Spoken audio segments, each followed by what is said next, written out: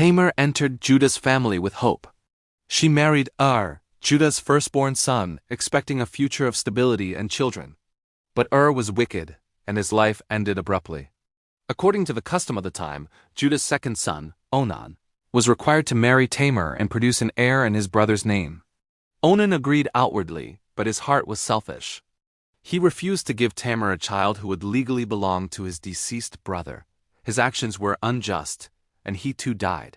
Tamar was now twice widowed, childless, and vulnerable.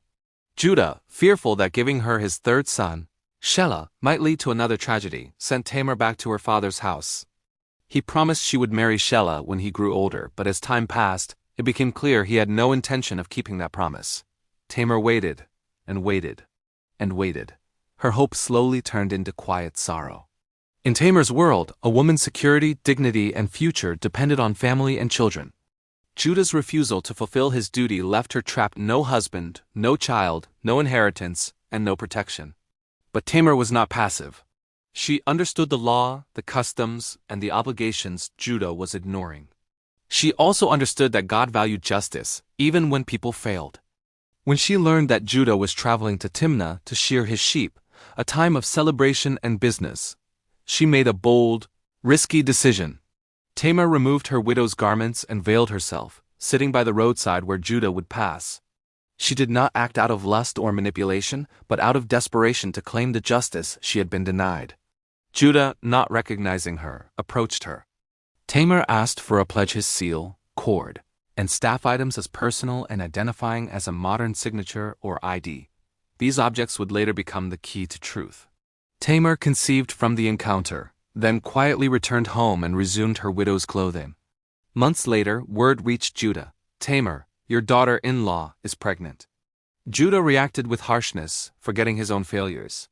She has acted immorally. Bring her out. But Tamar did not defend herself with anger or accusation. She simply sent a message: I am pregnant by the man to whom these items belong. She presented the seal, the cord, and the staff.